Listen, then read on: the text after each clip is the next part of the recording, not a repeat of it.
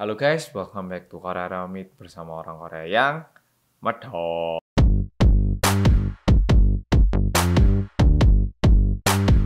Nah, polo-polo akhirnya aku kembali dengan cerita psikopat yang merupakan cerita yang begitu ditunggu-tunggu oleh polo-polo. Cerita kali ini aku bawa dari negara Kolombia, jadi langsung kita mulai.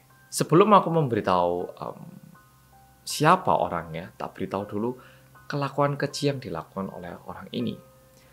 Orang ini mengaku kalau dia itu membunuh lebih dari 300 orang dan korbannya adalah anak perempuan yang berusia sekitar 9 hingga 12 tahun.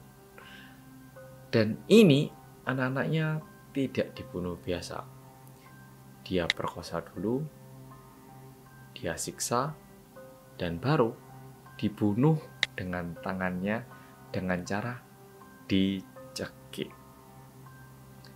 Nah, mungkin polo-polo udah pengen tahu banget siapa orangnya. Orang ini cukup mudah dicari di Google.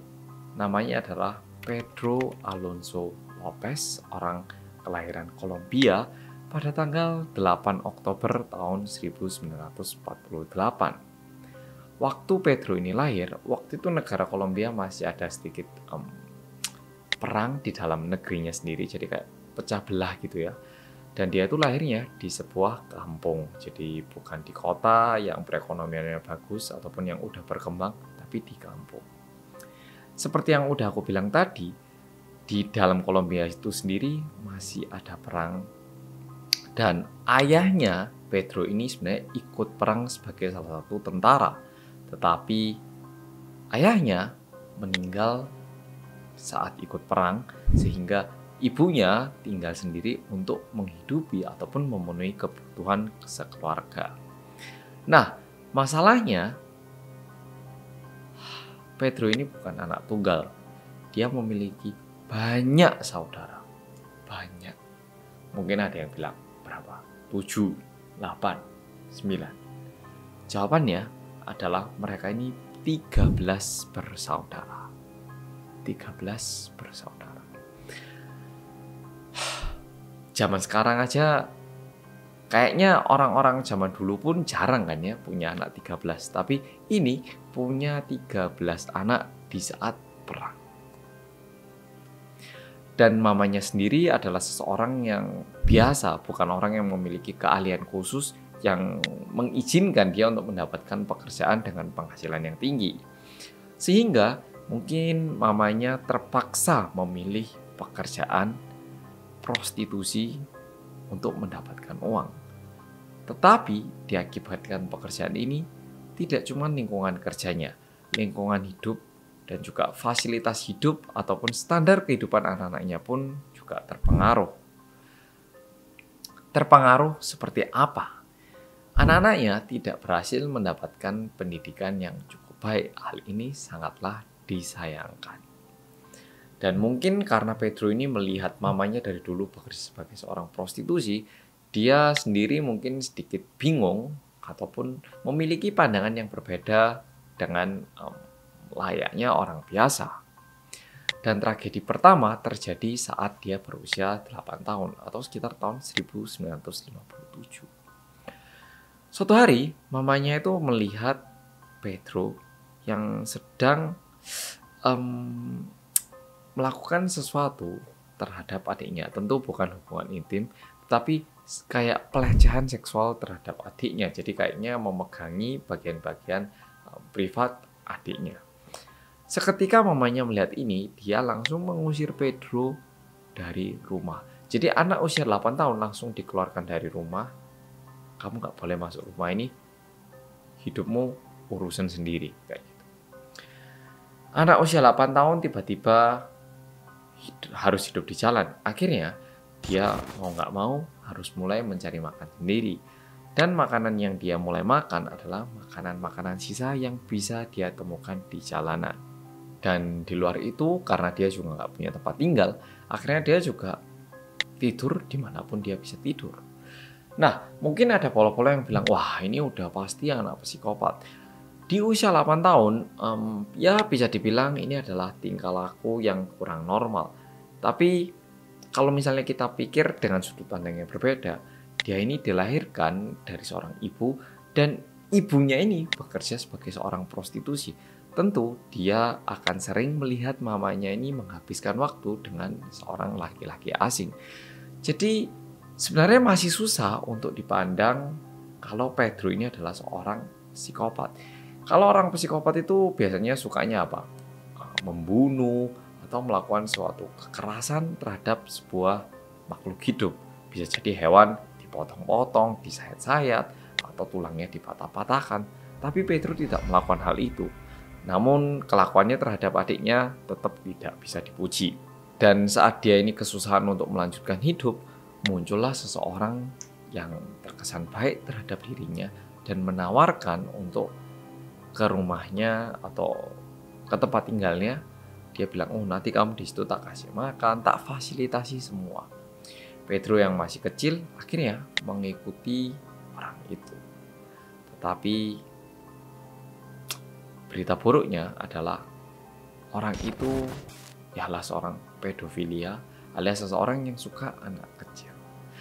Dan dia memperkosa Pedro. Diakibatkan kejadian itu, Pedro menjadi seseorang yang mulai tidak terbuka kepada orang asing. Jadi dia itu mulai sungguh-sungguh berhati-hati kepada orang-orang yang baru dia temui. Sehingga Pedro ini mulai mengubah cara hidupnya dengan cara dia itu cuma aktif di malam hari dan di siang hari waktu banyak orang berjalan-jalan dia itu menyembunyikan diri di suatu tempat. Dan saat dia melakukan kehidupan seperti ini, kebetulan ada seorang pasangan dari Amerika yang melihat kok ada bocah kecil hidupnya kayak gini sih. Dan mereka merasa kasihan, akhirnya menghubungkan Pedro ini dengan sebuah panti asuhan. Dari panti asuhan melihat Pedro yang masih usia dini, akhirnya disekolahkan juga. Dan tragedi yang mengejutkan lagi di sini adalah di sekolah itu Pedro sekali lagi diperkosa oleh guru sekolahnya. Ini membuat Pedro tidak nyaman untuk pergi ke sekolahnya dan dia memutuskan untuk melarikan diri dari sekolah itu dengan cara juga melarikan diri dari panti asuhan. Tetapi kalau dia keluar dengan tangan kosong tentu dia bakal kesusahan sehingga Pedro memutuskan untuk mencuri uang dari panti asuhan dan keluar dari tempat itu. Setelah keluar dari panti asuhan, lama-lama uangnya habis. Akhirnya Pedro terus-menerus mulai mencuri untuk memenuhi kebutuhannya hingga suatu hari dia memutuskan untuk mencuri mobil. Dan diakibatkan kejadian itu, dia tertangkap polisi hingga dipenjarakan selama 7 tahun. Di dalam penjara ini, dia itu dipenjarakan bersama 4 orang narapidana lainnya. Dan di situ dia diperkosa lagi oleh 4 narapidana yang tinggal bersama Pedro ini. Jujur aku nggak tahu kenapa kok terus-menerus dia ini kebetulan bisa ketemu orang yang ingin memperkosa dirinya. Ya, pokoknya kayak gitu, lanjut. Dan setelah diperkosa, dia merasa begitu marah dan mulai muncul rasa dendam dan mulai melakukan aksi membela diri. Yaitu,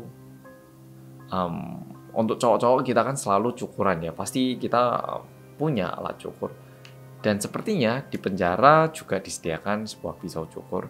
Dan pisau cukur ini dia ubah dikit dan dia gunakan untuk membunuh 3 dari 4 orang yang memperkosa dirinya. Dan diakibatkan kelakuan ini, dia dipenjara bonus 2 tahun. Jadi dari yang 7 tahun menjadi 9 tahun. Dan di sini, mungkin setelah dia pernah membunuh seseorang, dia mulai berpikir bagaimana caranya untuk melepaskan rasa marah ini.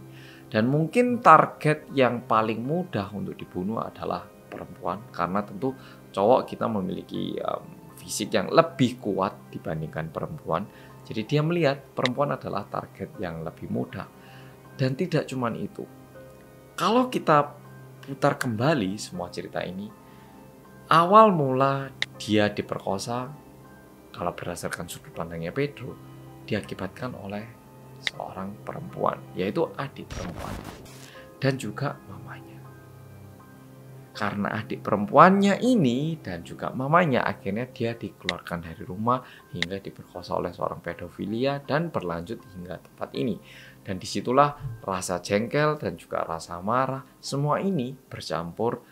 Dan seketika dia keluar dari penjara, yaitu tahun 1978, dia langsung ke daerah Peru dan di situ dia mulai melakukan aksinya. Aksi yang dia lakukan itu selalu sama, yaitu memperkosa, habis itu disakiti, dan diakhiri dengan cara membunuh, yaitu mencekik. Dia ini memiliki cara bunuh yang selalu sama dan konsisten. Kalau Pol-Pol udah nonton Detektif Reomit, psikopat-psikopat itu selalu membunuh dengan cara yang sama, seolah-olah kayak tanda tangannya mereka. Ini aku yang bunuh, kayak gitu. Dan untuk Pedro ini, caranya adalah mencekik dengan tangannya sendiri, tidak menggunakan alat apapun. Dan sebenarnya di Peru itu dia sempat tertangkap saat dia melakukan aksi. Tetapi untungnya ditemukan oleh sebuah pasangan misionaris dari Amerika. Dan mereka itu membujuk, ayo daripada dia itu langsung dibunuh di tempat gini, kita ini aja lah, kita serahkan aja ke polisi, biarkan ditangani secara hukum, ditangani dengan baik. Dan akhirnya dia itu diusir dari Peru dan dia dari sini tidak pergi ke Kolombia, melainkan menuju ke Ekuador. Nah, di Ekuador ini dia terus melakukan aksinya, tapi dia itu tidak dicurigai sama sekali oleh polisi. Pasti Polo-Polo bingung loh, kok bisa? Kita bayangkan aja, bayangkan di negara Ekuador, setiap bulannya ada satu anak perempuan menghilang. Seharusnya polisi curiga nggak? Curiga kan? Loh kok bisa polisi tidak mencurigai? Ternyata waktu itu lagi boomingnya trafficking, sehingga polisi mengira, oh ini kayaknya ada agent-agent gelap yang membawa anak-anak Ekuador keluar untuk sex trafficking. Jadi ngiranya anak-anak ini dibawa keluar, bukan dibunuh di dalam negeri itu sendiri. Padahal pembunuhnya ada di dalam negeri. Hingga suatu kejadian yang membuat polisi-polisi Ekuador berpikir, jangan-jangan ini kelakuan dalam negeri. Bisa jadi anak-anak yang menghilang ini semua masih ada di dalam negeri, yaitu diakibatkan sebuah kebanjiran. Jadi kebetulan lagi ada banjir dan mayat-mayat yang dia kubur alias Pedro kubur ini tiba-tiba terbuka. Kayak tulang-tulangnya itu mulai muncul, mulai keluar. Sehingga polisi-polisi ini lihat, loh kok banyak banget tulang-tulangnya anak kecil.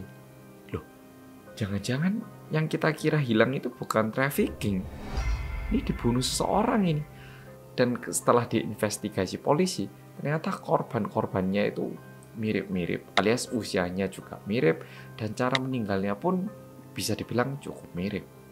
Dan ini kejadiannya terjadi tahun 1980. Sehingga mulai saat itu barulah polisi mulai mencurigai Pedro. Hingga polisi akhirnya mulai mencurigai Pedro, dan akhirnya polisi berhasil menangkap Pedro.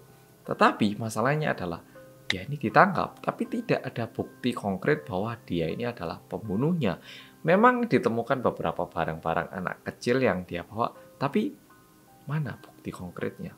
Itu membuat polisi sedikit kesusahan. Jadi kalau ditanya dia bilang, oh saya nggak tahu, itu bukan saya. Untungnya polisi tidak berhenti di situ, tetapi mereka memutuskan untuk memenjarakan Pedro sebentar selama investigasi. Dan kebetulan ada penjahat lain yang juga masuk ke dalam penjara itu. Mungkin karena sama-sama penjahat ataupun narapidana, mereka ngomong-ngomong, tiba-tiba mungkin Pedro yang merasa sudah mulai dekat, dia itu mulai pamer. Tahu nggak kamu? Aku itu yang bunuh cewek-cewek di sini itu aku semua sebenarnya. Polisi aja nggak tahu. Itu dia bilang kayak gini. Dan ini menjadi bukti buat polisi karena penjahat lain atau narapidana lain yang masuk ke ruang penjaranya Pedro ini sebenarnya adalah seorang jaksa yang berpura-pura. Nah, akhirnya Pedro itu bilang sendiri kan bahwa dia melakukan kejahatan, dan dengan itu polisi langsung mulai mengungkit apa yang terjadi. Pertamanya polisi cukup susah untuk mempercayai apa yang dikatakan oleh Pedro karena dia bilang, saya bunuh 300. Hah? Hah, nggak mungkin 300, mana mungkin. Nggak mungkin. Tapi yang membuat polisi lama-lama mulai ketakutan adalah ketika mayat anak-anak ini mulai ditemukan satu demi satu. Pedro bilang, oh coba ke hutan sana bagian ini, di situ ada mayat. Dibuka tanahnya, beneran ada. Di situ juga ada, digali juga ada. Dan jumlah mayat yang ditemukan adalah 53 dan juga 103 pembunuhan akhirnya terbukti bahwa ini dilakukan oleh Pedro. Dan setelah diinvestigasi semuanya, ditemukan sekitar 53 mayat dan semuanya ini merupakan korban dari Pedro, anak perempuan berusia sekitar 9 hingga 12 tahun. Meskipun Pedro bilangnya membunuh 300, tapi yang terbukti dan hukuman yang diturunkan adalah hukuman atas membunuh 110 orang karena yang sisanya itu mungkin susah untuk dibuktikan.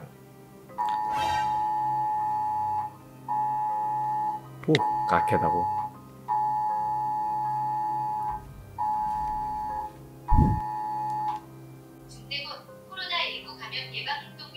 Dan cara pembunuhannya ini, kalau berdasarkan Pedro, dia bilang kayak gini. Pertama, mencari target, habis gitu diajak ke tempat yang sepi, dan di situ dia bakal ditakut-takutin. Tangannya bisa jadi diikat ataupun dihadapkan dengan korban lain yang sudah meninggal, dan dia itu ditakut-takuti kalau kamu bakal jadi kayak gitu. Dan mulai sekarang kamu tak perkosa. Setelah itu dia perkosa, dia sakiti, dan keesokan harinya di pagi hari baru dibunuh dengan cara dicekik. Dan salah satu hal yang bisa membuktikan bahwa Pedro ini adalah seorang psikopat, yaitu di pagi hari saat dia mencekik, dia itu menikmati muka kesakitan dari korban sebelum mereka meninggal. Kalau layaknya orang melihat seseorang kesakitan, pasti kita juga ngerasa sakit dan tidak nyaman. Tapi bagi Pedro itu adalah sebuah kebahagiaan, adalah sebuah keasikan, adalah sebuah hiburan. Dan diakibatkan perbuatannya ini, sebenarnya di Ekuador dia diturunkan hukuman penjara seumur hidup. Tapi karena di Ekuador sendiri penjaranya itu fasilitasnya masih kurang baik dan tidak mencukupi, akhirnya hukumannya hanya menjadi 20 tahun. Dan setelah itu dia dikabarkan sudah kembali ke negara asalnya, yaitu Kolombia. Polo-polo, melalui video kali ini kita mengerti bahwa seseorang menjadi seseorang yang jahat diakibatkan oleh perlakuan buruk dari seseorang. Tetapi di luar itu kita juga mempelajari bahwa menjadi seseorang yang baik atau terlalu polos itu sebenarnya tidak baik. Dari dulu hingga sekarang, ya. Dan ini disampaikan oleh profiler Korea juga bahwa mulai saat ini kita perlu mendidik anak-anak agar mereka sendiri tahu apa yang boleh mereka lakukan dan apa yang tidak boleh mereka perbuat. Contoh, ini benar-benar dari profiler terkenal dari Korea. Kita harus mendidik anak-anak kayak gini. Kalau ada orang tua minta tolong ke kamu, kamu jangan mau. Karena seharusnya orang tua itu yang nolong kamu. Kalau ada orang tua bilang, tolong dong aku sakit sini, bantuin. Anak seharusnya bilang, oh saya nggak bisa, mungkin minta tolong orang tua lain aja. Ya, mungkin ini terkesan aneh, kok kita seharusnya kan membantu selalu menolong. Tetapi demi keamanan bersama dan juga khususnya anak-anak kecil, kita perlu mengubah cara didik anak-anak. Oke polo-polo, jadi video kali ini kayak gitu. Semoga polo-polo menikmati. Dan di video berikutnya aku bakal ceritakan psikopat lagi yang jumlah korbannya nggak kalah banyak sama Pedro. Jadi sampai jumpa di video berikutnya dan terima kasih dan